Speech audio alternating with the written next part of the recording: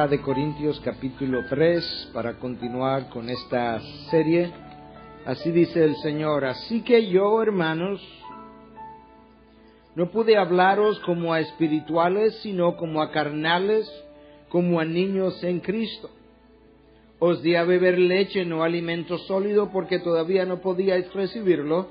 En verdad, ni aun ahora podéis, porque todavía sois carnales. Pues habiendo celos y contienda entre vosotros, ¿no sois carnales y andáis como hombres?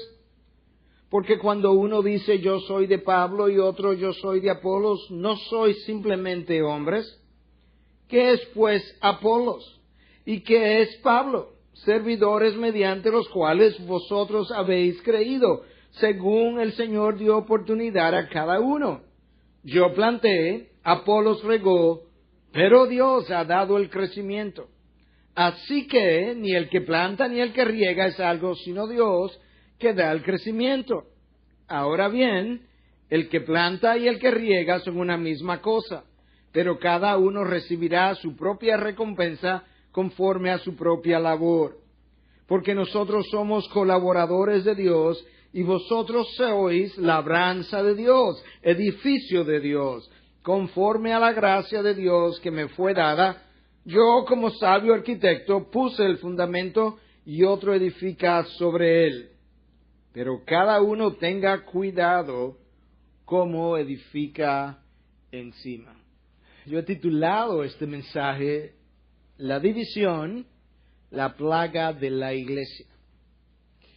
Yo quise escoger esa palabra porque tratando de buscar en el diccionario sus definiciones, me encontré que la primera definición que el diccionario provee para la palabra plaga es que es una aflicción o calamidad ampliamente distribuida. Y cuando nosotros pensamos en una calamidad, cuando nosotros leemos en los periódicos que en X nación ha ocurrido una calamidad, usualmente asociamos eso con grandes pérdidas y profundo dolor humano. Y eso es exactamente lo que la división ha producido y produce en el cuerpo de Cristo. Grandes pérdidas, profundo dolor. No hay nadie quien pueda ganar en una división del cuerpo de Cristo excepto Satanás. Satanás conoce nuestra condición caída, él conoce cómo nosotros podemos ser instrumento de su peor juego. Él sabe cuáles son las áreas, los botones que él puede apretar y volvernos de un día para otro en marionetas de su juego, que si no fuera por la intervención y la gracia de Dios, termináramos destruidos. Y él explota esas cosas en nosotros. Tenemos 10 años de iglesia y queremos darle las gracias a Dios de que hasta ahora no ha habido en nosotros ningún intento de división, pero no podemos asumir que eso ha de continuar. Cada uno de nosotros necesita percatarse que potencialmente en el corazón nuestro hay actitudes, cosas caídas, que si no cuidamos, que si no santificamos, que si no destruimos, son capaces en un futuro de destruir la iglesia que Dios compró. Por lo menos la iglesia local. La división o las actitudes que pueden terminar en división han plagado la iglesia desde sus inicios. El libro de los Hechos describe los primeros 30 años de la historia de la iglesia y apenas llegamos al capítulo 6 y en el versículo 1 leemos lo siguiente: por aquellos días, al multiplicarse el número de los discípulos, surgió una queja de parte de los judíos helenistas en contra de los judíos nativos, porque sus viudas eran desatendidas en la distribución diaria de los alimentos. Nota cuándo ocurre esta potencial división. Escucha una vez más: al multiplicarse el número de los discípulos. De manera que al multiplicarse la IBI, ella corre el riesgo de entrar también en esas corrientes si no nos vacunamos en salud. Esta prédica no está ocurriendo porque tengamos un problema de división. Esta prédica está ocurriendo porque dentro de la serie planificada para hacerse estaba precisamente un mensaje acerca de cómo evitar la división de la iglesia. De qué tenemos nosotros que hacer a manera personal para evitar ser contribuidor a una posible división. Nota que en este texto se habla de que los judíos helenistas se quejaron de los judíos nativos. Eran parte de una misma iglesia. Los judíos helenistas eran aquellos que habían salido de Palestina, que habían adoptado algunas de las costumbres griegas, y los judíos nativos eran aquellos que no habían salido de allí y por tanto no tenían esa influencia griega. En la medida en que la iglesia se multiplicó, los judíos helenistas pensaron, quizás tenían razón, quizás era simplemente que estaban prejuiciados, pero pensaron que sus viudas no estaban siendo atendidas por los demás judíos, y cuando los apóstoles oyeron tal queja, decidieron que se escogieran 7 hombres, 7 diáconos, para servir las mesas. De hecho, esa es la palabra que ahí aparece, para diaconizar, para atender las mesas, que fueran personas llenas del Espíritu y que ellos se iban a dedicar a la administración de la palabra y a la oración. Y eso es como ellos solucionaron ese conflicto y potencial división, pero que no llegó a ser una división. En el libro de los Hechos, capítulo 15, hay todo un concilio en Jerusalén, precisamente porque surgió un desacuerdo doctrinal entre si los gentiles debían ser circuncidados y la otra posición si no debían ser circuncidados.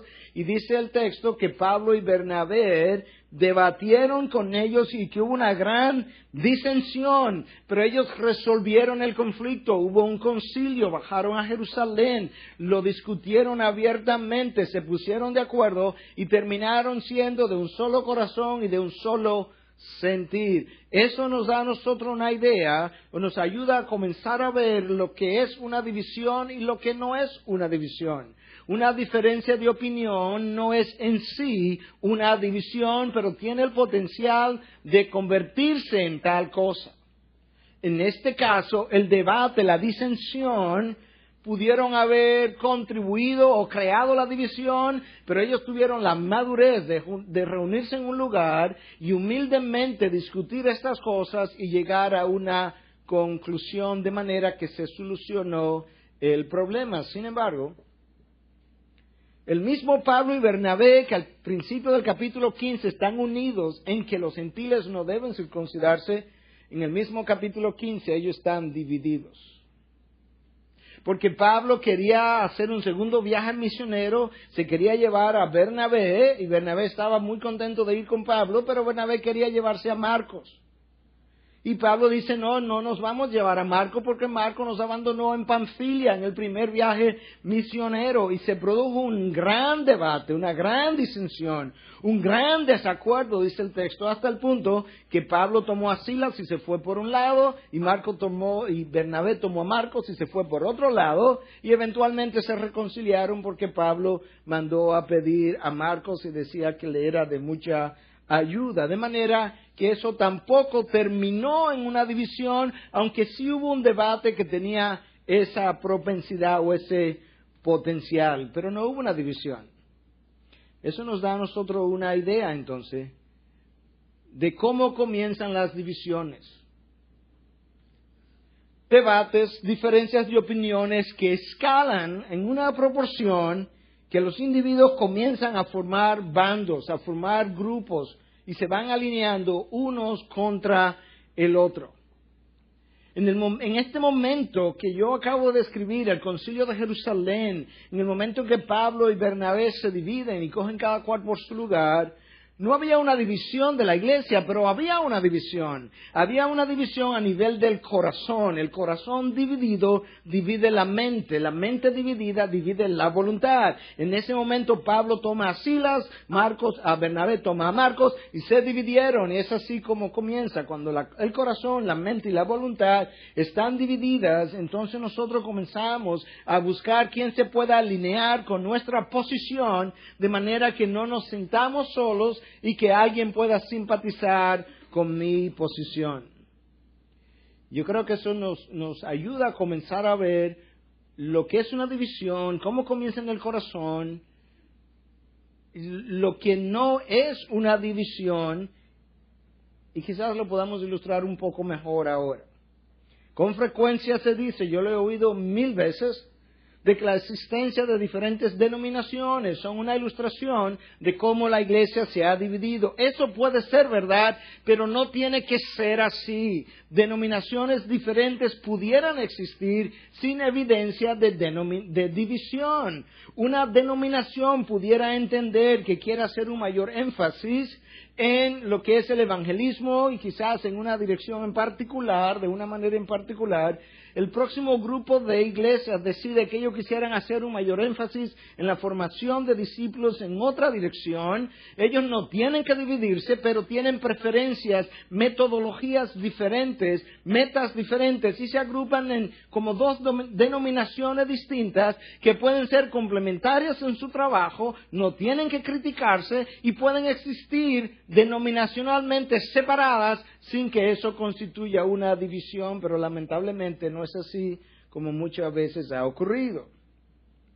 El que una iglesia prefiera un servicio de adoración tradicional y que la otra iglesia prefiera un servicio de adoración contemporáneo como el nuestro, el que una iglesia prefiera himnos y órganos y la otra prefiera más instrumentos y que haya o existan coros contemporáneos, no debiera y no tiene que ser razón de una división, de una diferencia sí, pero no de una división. Usted lo va a entender mejor cuando yo le logre definir finalmente lo que verdaderamente es una división.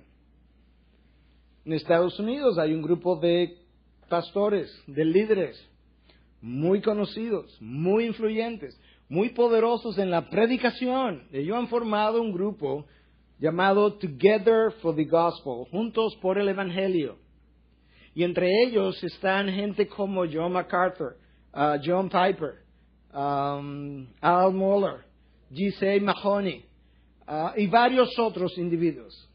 En su introducción de lo que es su página web, hay un párrafo que dice que ellos tienen múltiples diferencias doctrinales, no algunas, múltiples.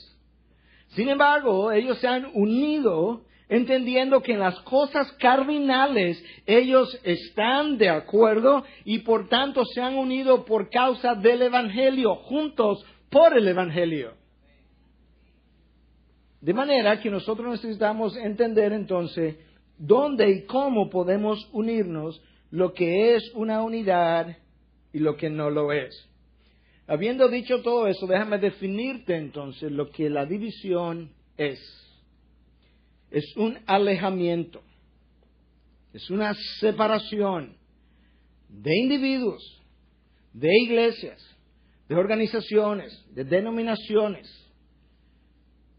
Y ese alejamiento es la evidencia, escúchame ahora, el alejamiento es la evidencia de que esa división es más una actitud emocional, afectiva, en corazones donde ha habido orgullo, celos, envidia, egoísmo, deseos de controlar al otro, resentimiento personal, y que todo eso entonces resulta en amargura, malicia, dudas acerca de las intenciones del otro y un distanciamiento que con el tiempo crece y se hace cada vez mayor. La división no es diferencia de opiniones, no es diferencia de metodología, no es diferencia en estilo de adoración. Es una actitud y es emocional.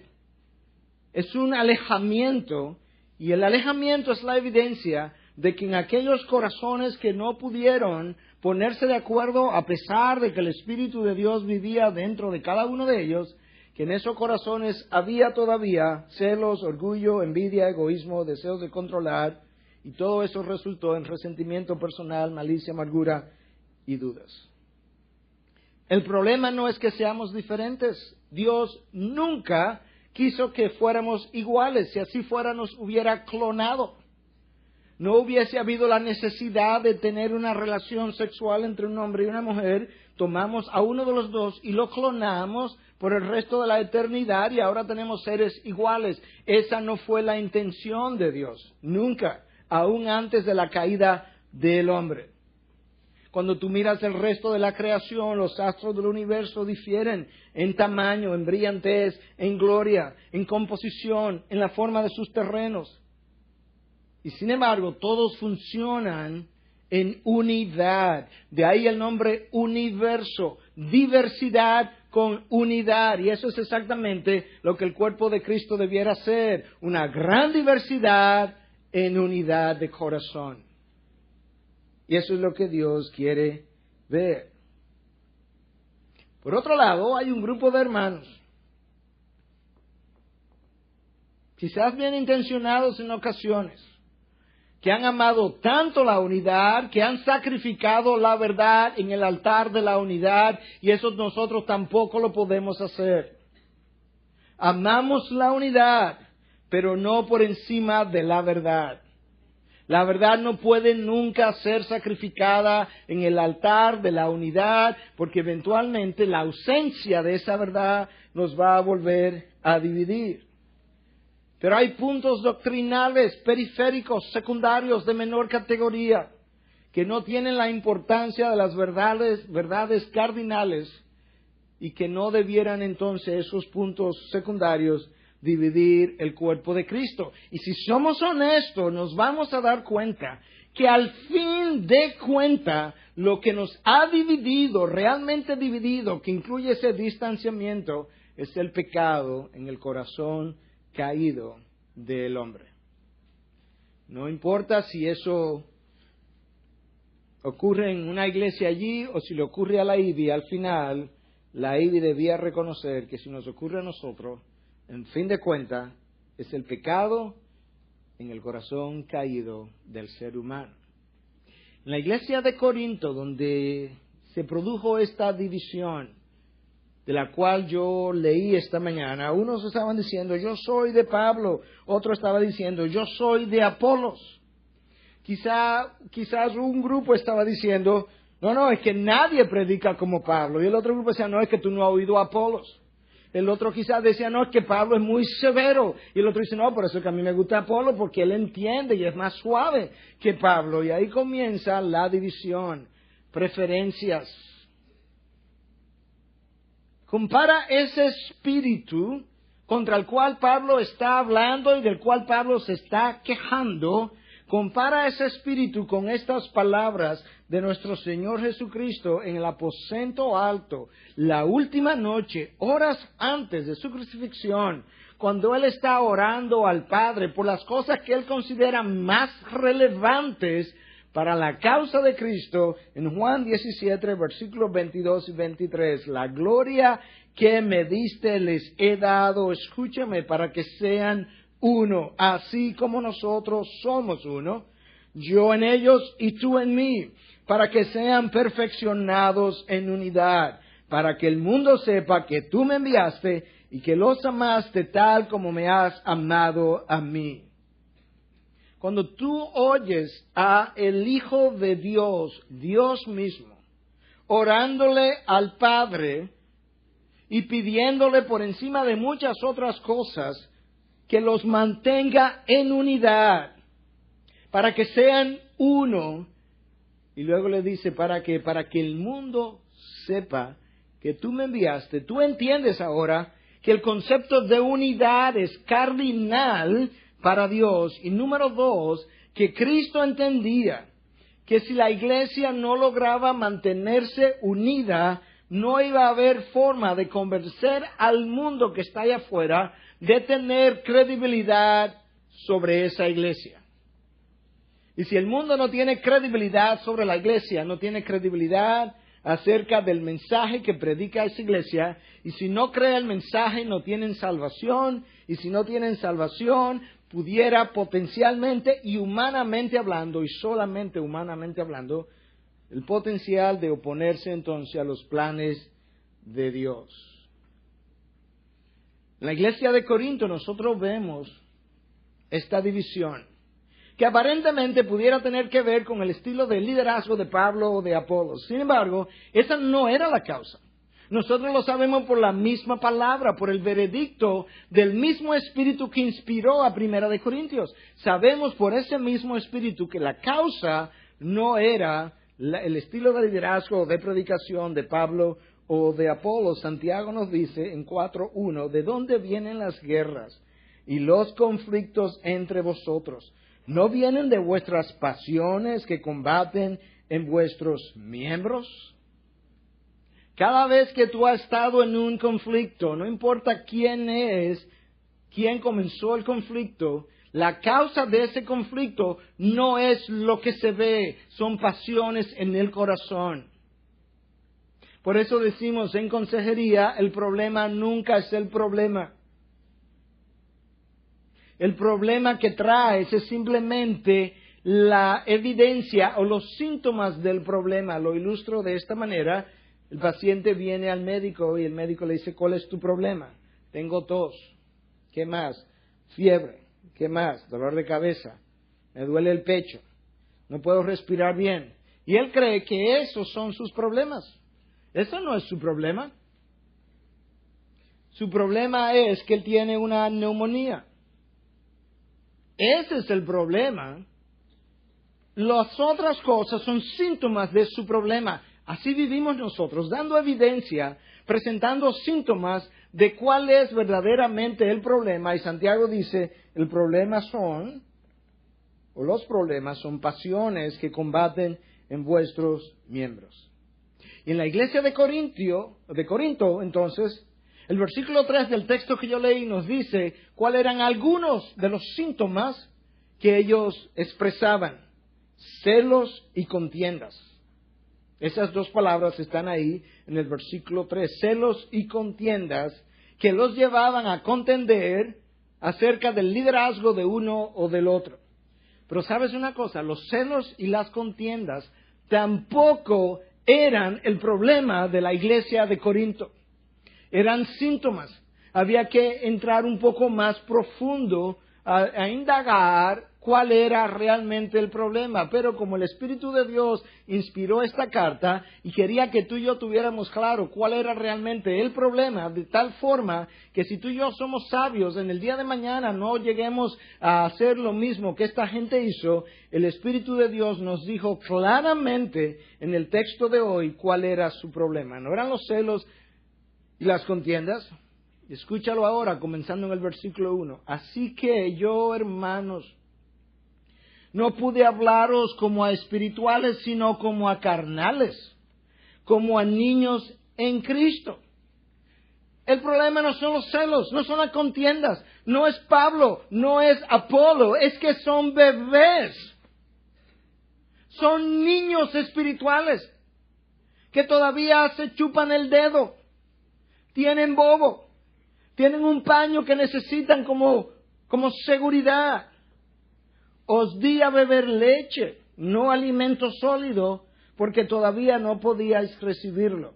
Escucha ahora, en verdad, ni aún ahora podéis. ¿Qué es esto de que ni aún ahora podéis? Es que ya Pablo estuvo con ellos hace 2 años. Y cuando Pablo estuvo con ellos, dice, no pude haberle dado más que simplemente leche porque eran niños. Pero lo peor, Corintios, es que ahora 2 años después ustedes están en la misma infancia espiritual que cuando yo estaba allí, y el problema ahora sí sabemos cuál es: inmadurez espiritual y emocional. Versículo 3, porque todavía soy carnales, pues habiendo celos y contienda entre vosotros, no soy carnales, como quien dice, ¿qué más? ¿Qué más evidencia necesita? 2 años después. Las emociones, iguales. El desarrollo espiritual, iguales. Pero ¿será posible, Corintios, que todavía no podéis haber crecido a la estatura de Cristo y siguen siendo carnales? Escúchame ahora, seamos honestos. La causa de nuestras contiendas, de nuestros celos, de nuestras envidias, de nuestras divisiones, son inmadureces. No importa si yo la causa mañana, son inmadureces espirituales y o emocionales, que demandan todo el tiempo que yo sea el centro de atención. Y que en vez de admitir eso, tomamos cualquier diferencia para decir, eso es el problema. Ahí yo trazo la raya en la arena. Hasta aquí yo llego, hasta aquí te dejo llegar, y entonces pensamos, no, esta es la excusa perfecta para yo decir eso. Pero en realidad es mi madurez emocional, mi falta de madurez emocional, que no me permite verlo de otra manera. Decía alguien que cuando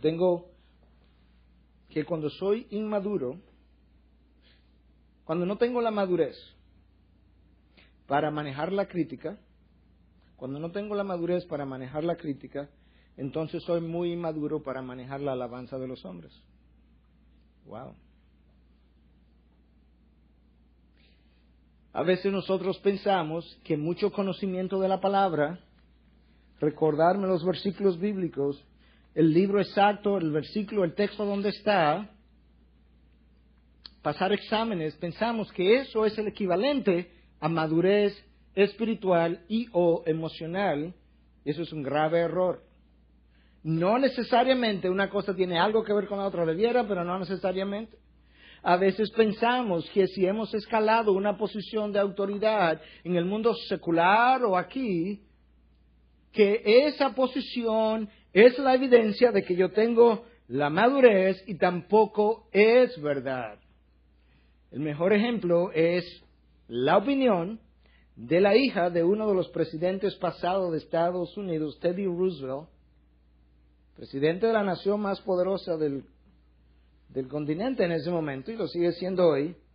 Su hija decía, el problema con mi papá es que si él va a una boda, él quiere ser la novia. Y si él va a la funeraria, él quiere ser el cadáver. Él quiere toda la atención, todo el tiempo. Lo cual es egoísmo, y el egoísmo es evidencia de inmadurez. Tú puedes ser el presidente de la nación más poderosa del planeta y ser inmaduro emocionalmente. Tú puedes ser el pastor de la iglesia más grande en números sobre la tierra y puedes ser emocionalmente inmaduro. Una cosa no implica la otra, aunque debieran ir de la mano, pero lamentablemente no es así. Bueno, pastor, y vaya al paso ahora, vaya al paso. Dígame, ¿cómo yo sé si soy inmaduro? Bueno, más o menos de la misma forma que yo sé si estoy enfermo. Y yo me hago hemogramas, radiografías. Yo voy donde alguien, le digo, mira, hazme una radiografía espiritual y dime la verdad. Ok. Te tomamos radiografía de la cabeza, del corazón, espiritualmente hablando. Ok, ¿qué tú encontraste? Mira, yo encontré celos. Ya, no siga hablando ya. Eso no es así. Bueno, tú me dijiste que te hicieron un diagnóstico. ¿Me lo permites? Ok, sigue. Envidia. ¿Y eso es evidencia de inmadurez emocional? Claro que sí. Necesidad de criticar al otro para sentirme mejor. El ofenderme fácilmente, la dificultad en perdonar, la dificultad en pedir perdón, La dificultad de ver mis errores cuando todo el mundo los puede ver. El espíritu de competitividad. La necesidad de tener que salir ganando, de ganar el juego. Y si el juego no se puede jugar conforme a mis reglas, yo me llevo el bate, el guante y la pelota. La no habilidad de poder compartir nuestras amistades, que a veces en el matrimonio incluso es entre los hijos y los esposos que se dan eso. Porque es el amo, el esposo, la esposa con el hijo, con la hija. El no sentirme bien a menos que el otro me dé su total devoción, como si yo fuera Dios. No me gustan muchas relaciones, sino una o dos solas, donde yo sienta que el otro es devoto mío. Como decía un predicador en estos días que estaba leyendo una de sus cartas, él tiene una forma de hablar que solamente él a veces puede decir las cosas, pero él dice, mira, nosotros somos tales que a veces nos estamos evaluando a nosotros mismos y nos sentimos como basura, y la próxima vez quisiéramos que agrandaran la Trinidad para que hicieran espacio para mí, como un cuarto miembro de la Trinidad. Y así somos. Y entonces el problema de nuestra inmadurez emocional no es que somos inmaduros. El problema no es ese, es que causa divisiones. De iglesias, de familias, de matrimonios, de amigos. Y nosotros necesitamos, como individuos, como cuerpo, ver dónde estamos para hacer lo indecible, todo lo que esté a tu alcance y en tu poder, para que esta iglesia nunca se divida. Y yo te puedo garantizar, de parte mía, no puedo garantizar más nada, que si eso fuera a ocurrir y fuera necesario mi remoción, prefiero eso antes que la división. Sin sacrificar la verdad, obviamente. La verdad del Evangelio, la verdad de Cristo. Entonces, ¿cómo nosotros podemos analizarnos, sanarnos, vacunarnos para que lo que hemos tenido hasta ahora pueda continuar? Bueno, tenemos que examinarnos y comenzamos a ver, tengo celos. ¿Y qué es eso de celos? Bueno, lo que yo siento cuando tengo miedo de perder algo, como si tengo el miedo de perder a mi esposa o a mi esposo, porque pienso que alguien lo está o la está enamorando, siento celos. Bueno, quizás hay una razón legítima ahí, pero cuando nadie lo está enamorando o la está enamorando y nadie te le está tratando de quitar y yo siento celos, entonces ya el problema no está en el otro, sino en mí. Porque entonces mi madurez emocional me hace ver cosas que no existen. De repente soy como medio vidente, pero solamente para mí. Agrando los hechos. Tengo lupas para cada instancia. Entonces cuando comienzo a sentirme tan mal, ¿qué hacía Trujillo cuando alguien le hacía sentir mal? ¿Lo eliminaba? Bueno, pero yo nunca he matado a nadie. No, físicamente no. Su carácter solamente. Lo eliminamos, lo asesinamos. Cometemos homicidio. Tratamos de quitarlo del medio. Lo borramos del mapa, lo borramos de la lista. Y luego yo trato de encontrar quien simpatice conmigo para sentirme mejor. Quien pueda ser parte de mi mando, o mi bando, mejor dicho. Con la envidia ocurre lo mismo. Exactamente igual, excepto que la envidia es el deseo de querer algo que yo no tengo y que otro tiene. Tan pronto yo percibo que esta persona tiene un cargo que a mí no se me ha ofrecido, o un salario que yo no tengo, o un privilegio que yo no tengo, o una posesión, o una cantidad de dinero, o una oportunidad que yo no tengo, yo comienzo a envidiar esas cosas. ¿Por qué tú y no yo? Y eso es también parte de nuestra inmadurez emocional. Y cuando experimento eso igual, yo trato de eliminar a esa persona para yo sentirme mejor y yo me convierto en un asesino a sueldo. Bueno, ¿y quién te paga? Mis emociones, mis sentimientos. Pastor, pero usted está exagerando cuando habla de homicidio, matar. No, yo no estoy exagerando, está en la palabra. Santiago lo dice, Santiago 4, versículo 2. Codiciáis y no tenéis, por eso cometéis homicidio. Santiago no estaba hablando de quitarle la vida a una persona, estaba hablando del poder de la lengua. Y por eso cometéis homicidio, sois envidiosos y no podéis obtener, por eso combatís y hacéis guerra. No tenéis porque no pedís, hacemos la guerra. Nuestras palabras se convierten en balas incendiarias. Vamos al campo de batalla y trazamos la raya y decimos, hasta aquí llegué yo, hasta aquí llegó ella o llegó él.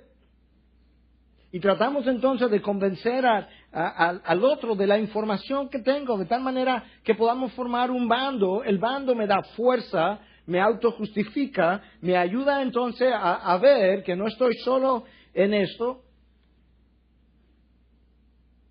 Y si yo no consigo que tú te unas a mi bando, pues te asesino también. Te pongo en mi lista negra. El que no está conmigo está contra mí. Y el que no recoge conmigo desparrama. Mientras tanto, el cuerpo de Cristo se desangra. En un sentido, el corazón de Cristo se entristece. Porque nosotros tenemos diferentes maneras de quitar esa vida. En el sentido físico, una pistola, un revólver, un rifle. En el sentido en que lo estamos hablando, me alejo. Mira, ¿y qué pasó? Que tú y fulano eran muy amigos. No, nada. No, pero no, se murió para mí. Lo enterré. Lo maté. Paso por el lado, no lo saludo. No, porque él no existe, yo lo maté. Él se murió. Pero yo no tengo problema. Él puede tener problema conmigo, pero no yo. Yo no tengo ni siquiera resentimiento contra él. Bueno, pero ¿por qué tú no lo buscas? No, nada. Evitarme problemas. ¿Te das cuenta?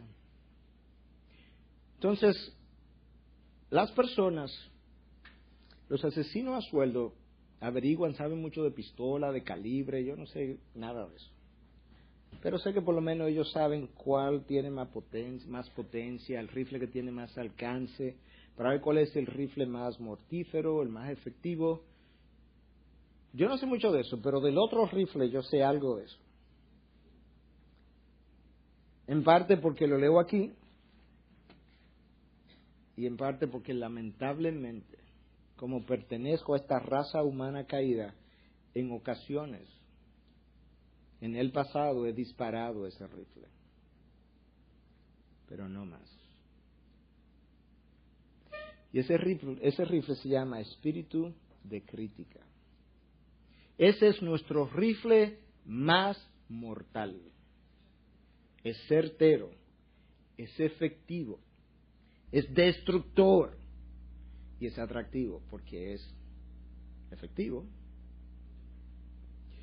¿Y cómo luce ese rifle? Porque los otros tienen como un gatillo y sabemos más o menos, pero digamos una idea, a ver si yo ando con uno.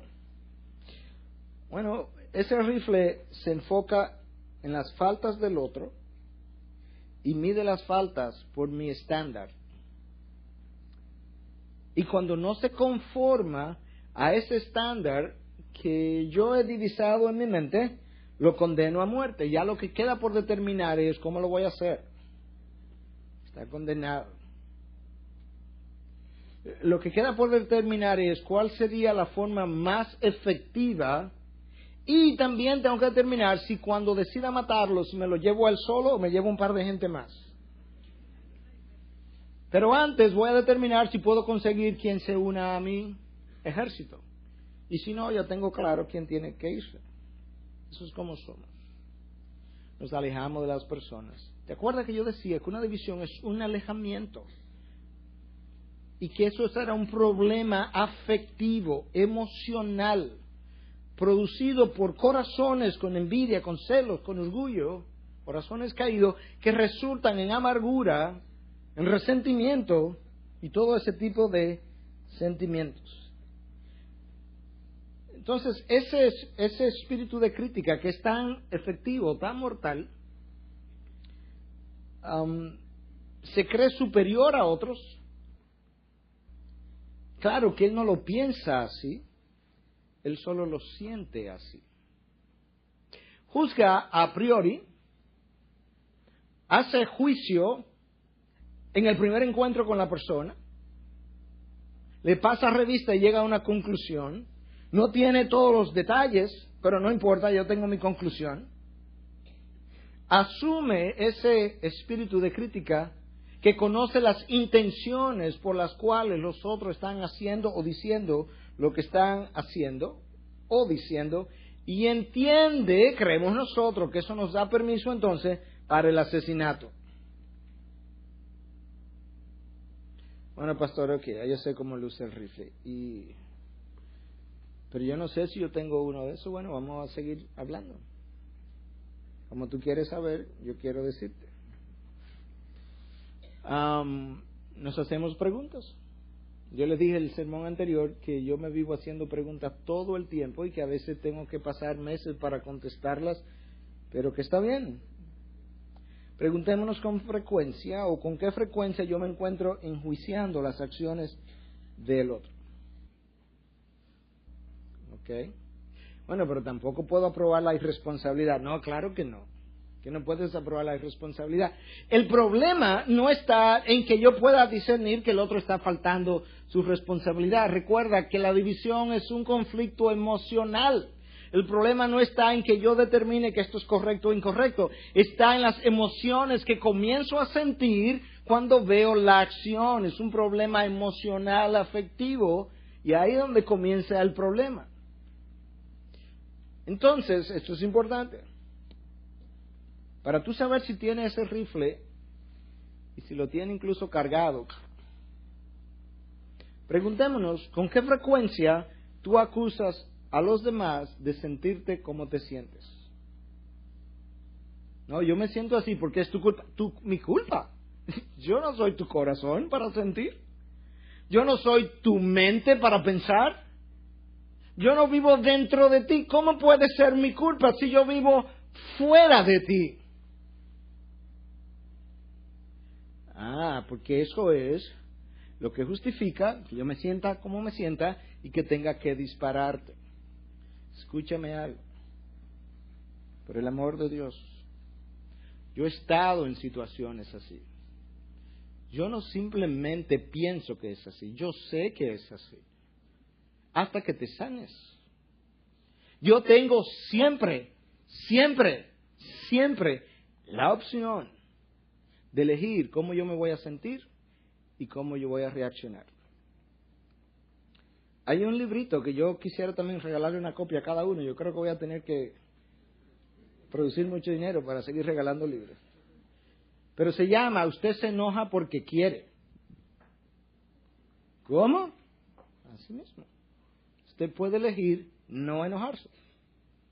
Yo no simplemente pienso que es así, yo sé que es así. Yo he elegido una cosa y he sabido elegir la otra cosa. Eso es una elección que depende de cuánto Dios me haya o yo haya permitido que Dios me vaya sanando. Usted es responsable de sus reacciones. El otro no es responsable de los sentimientos que usted siente. Como a veces digo en consejería, puede ser que él o ella disparó el gatillo, pero tú estabas lleno de pólvora. Y cuando hicieron clac, boom, el problema no fue el gatillo. Si no hubiese habido pólvora, no explota. Frecuentemente es una naturaleza rebelde, rehúsa aceptar su condición. Los demás son culpables de su miseria. Vive descontento, pero niega que viva descontento. excepto que su cara, su rostro, sus palabras lo delatan. Pero es que tú vives muy infeliz. ¿Infeliz yo? No, yo vivo muy bien.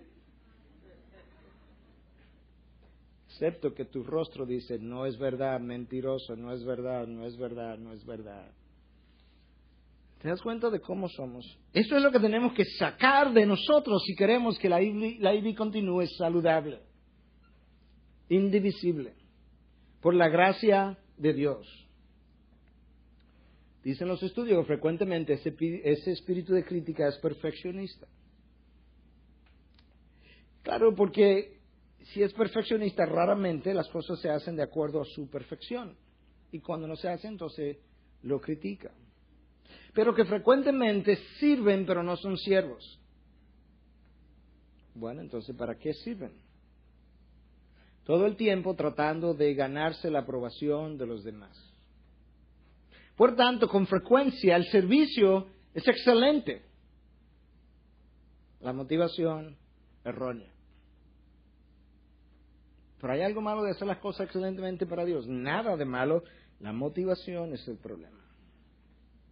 Preguntémonos, ¿cuántas relaciones de intimidad tenemos?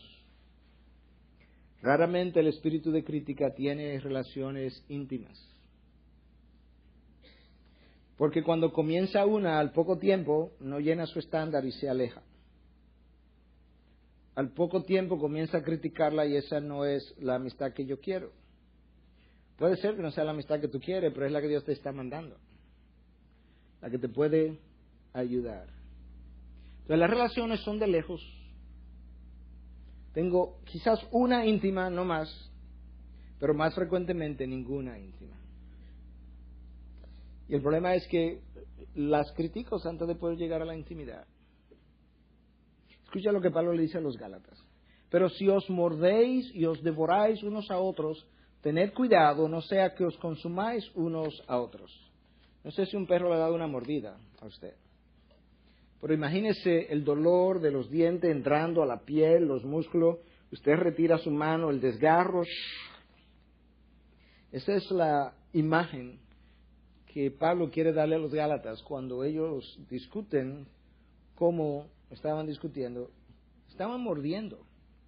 Y os devoráis unos a otros. Tened cuidado, no sea que os consumáis unos a otros. Eso es lo que pasa, que el cuerpo de Cristo es el único ejército que le dispara a sus propios soldados.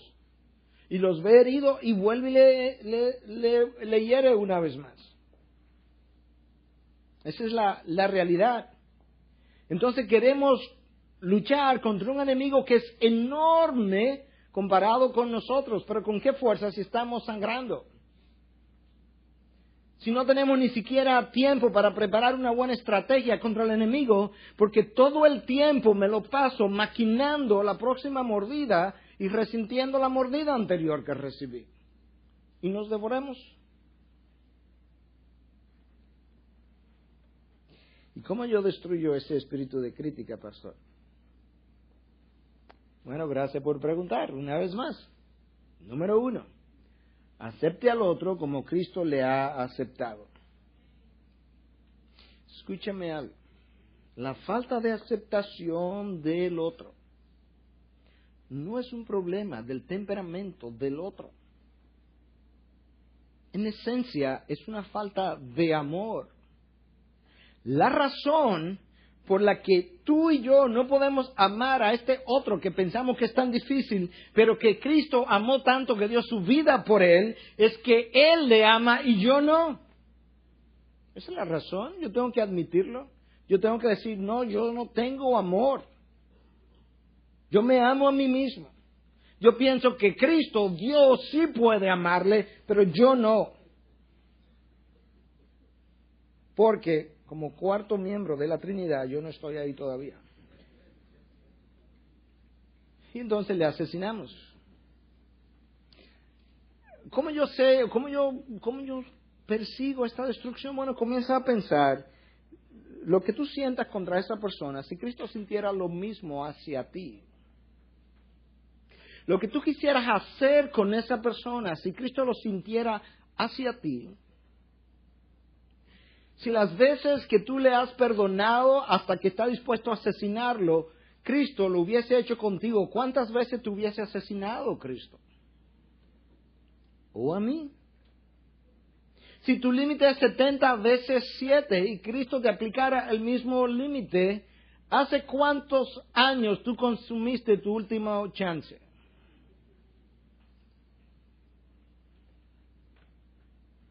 ¿Te das cuenta entonces de cómo nosotros necesitamos? Déjame hacerte otra comparación práctica, importante. Yo no sé qué tan paciente Cristo ha sido contigo, no lo sé. Yo sé que Él ha tenido mucha paciencia conmigo.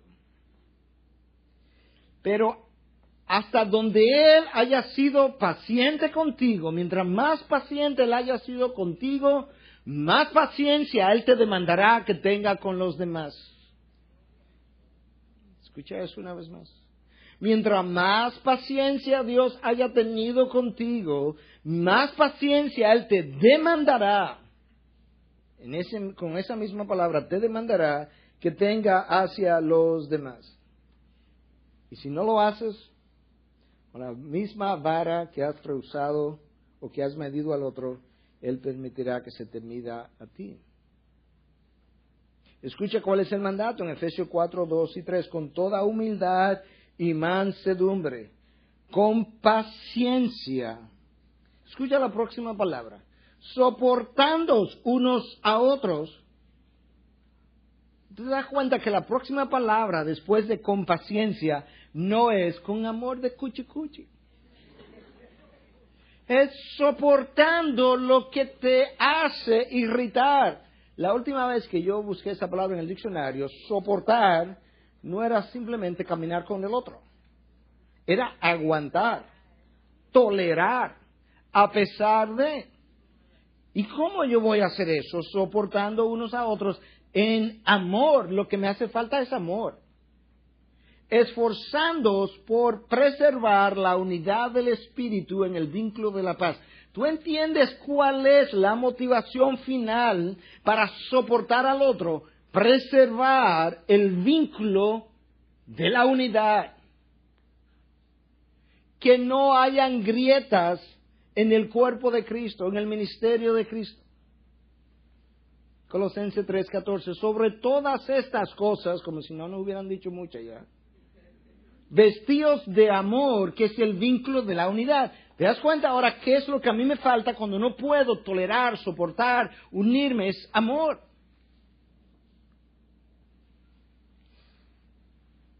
La razón que Pablo da es exactamente esa, mantener la unidad.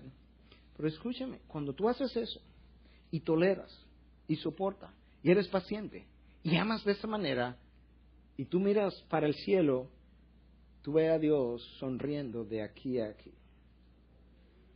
Porque Dios está diciendo, ahí está mi hijo reflejando lo que yo soy. Cuando hacemos lo opuesto, Dios está triste, airado, porque estamos reflejando el viejo hombre y ahora en vez de reflejar que somos hijos de la luz, estamos en la luz y nos parecemos a hijos de las tinieblas. Estamos con un nuevo vestido del nuevo hombre, pero lo tenemos sucio del viejo. Y Cristo dice, pero por Dios, yo los lavo y ellos se ensucian. Efesios 4:32. Sed más bien amables unos con otros, misericordiosos, perdonándoos unos a otros. Sí, pastor, pero mire, está bien que hay que perdonar, pero no es así, ¿no? La palabra dice que tú pones la mejilla una vez, pero no más. Porque tenemos nuestras propias interpretaciones de eso. Pero escucha cómo está bien, no lo perdones así. Entonces, oye, ¿cómo tú lo vas a perdonar? Déjame leerte el texto para que sepa cómo lo vas a perdonar. No lo hagas como lo hizo fulano o pereceo. Oye bien, hazlo de esta manera, para que tenga tu medida. Sé más bien amable unos con otros, misericordioso, perdonándoos unos a otros, así como también Dios os perdonó en Cristo. A un inventario de cuántas veces Dios te ha perdonado y Dios dice, Tú hiciste la lista ya, terminaste tu lista, ve y llévasela a aquella persona a quien tú no has querido, no has podido, no has tenido la intención de perdonarlo, y perdónalo de la misma manera.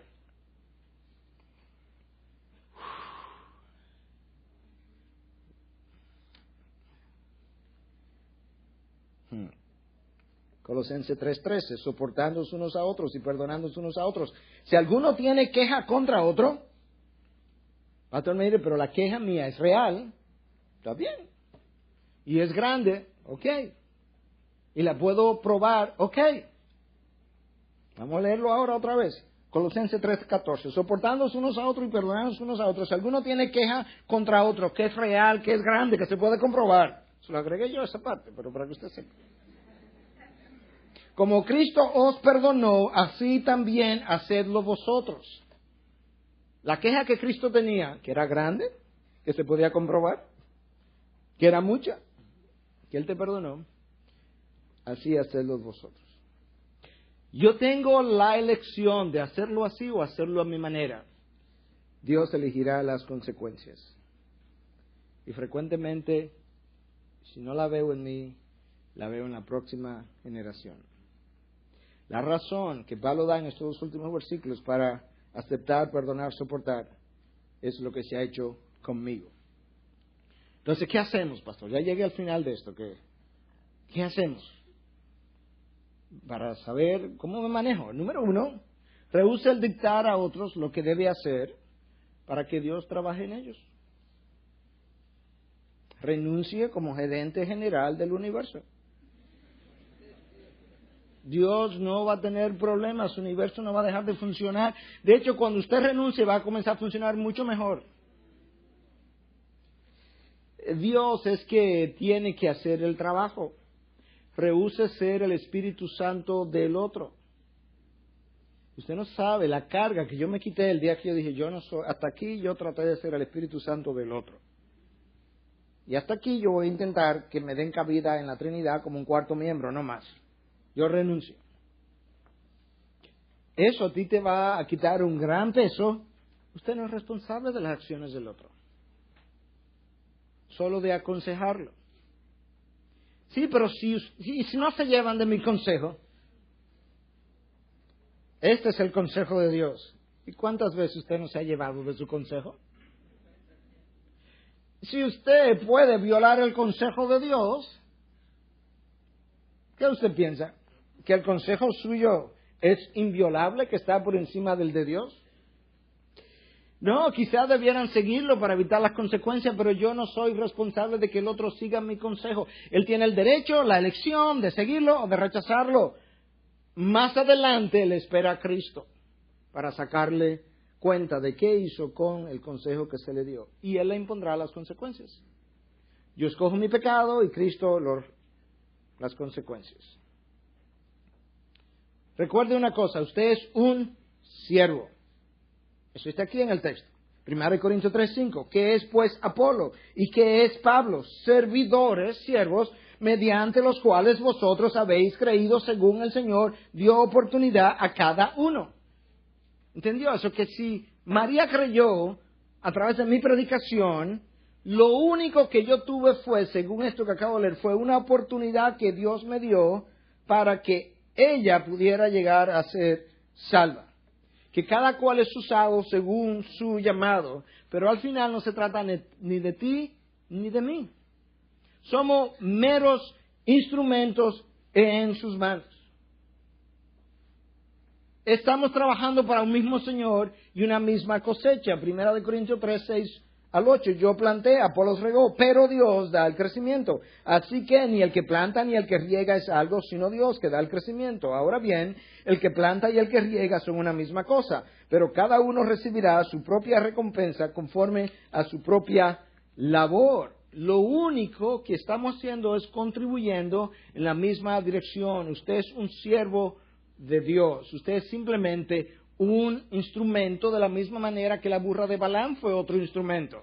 Usted está como 2 pulgadas por encima de la burra. Un instrumento. Y es un privilegio para usted y para mí estar en las manos del que está obrando conforme a sus propósitos. Es un privilegio, es un gozo. Mira qué más. Dios es el labrador. 1 Corintios 3:9, porque nosotros somos colaboradores de Dios y vosotros sois labranza de Dios. Este pastor predicó un sermón, 200 fueron salvos, este predicó otro, 3 fueron salvos, los 200 son labranza de Dios y los 3 son labranza de Dios. Ni este pastor es más, ni este menos, al final todos somos labranza de Dios. Y más nada. Y parte de sus instrumentos. Lo que soy, lo soy por gracia. Versículo 10. Conforme a la gracia que Dios me fue dada. Conforme a la gracia de Dios que me fue dada, yo soy lo que soy, no más. Si tengo el don de la enseñanza, eso no te sirve de nada para enorgullecerte. Eso es pura gracia que se te dio y a otro le han dado de otra gracia que tú no tienes y no debes sentirte celoso del otro porque al final él es el dador y tú eres el receptor. Y el que recibe no le encuentra falta al regalo, sino que da gracia por lo recibido. Y no somos nadie mejor que el otro, simplemente obreros de su viña. Cuando no lo pensamos así, terminamos dividiéndonos. La división drena, fatiga, cansa, desmotiva, le quita el ánimo y desdice del nombre de Cristo. Empaña su gloria, empaña su poder. Y la división es tan grave para Dios que Tito dice, al hombre que cause división después de la primera y segunda amonestación, deséchalo. Y nosotros pensamos a veces, cuando las divisiones ocurren, este grupo que está aquí se divide de la iglesia y nosotros que nos quedamos, ganamos. Ganamos. ¿En qué Biblia está eso?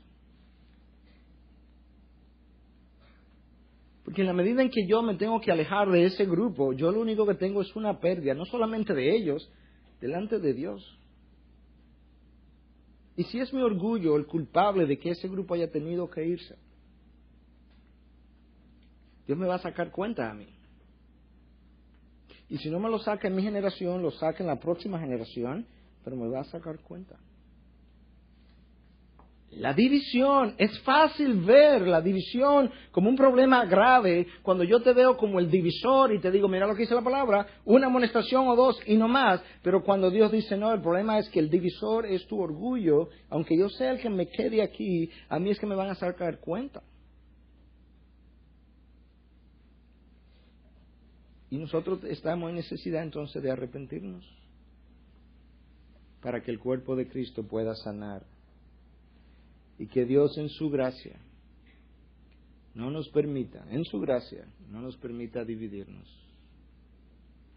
Porque todos somos capaces de hacerlo, de dividirnos. Excepto si no fuera por su gracia. Que en el de la humildad de corazón, a perdonar, pedir perdón, restaurar, sanar, buscar, alentar, fortalecer, ponernos, quitarnos, bajarnos, subirnos, limpiar los pies, secar las lágrimas, para que al final su nombre brille sobre nosotros.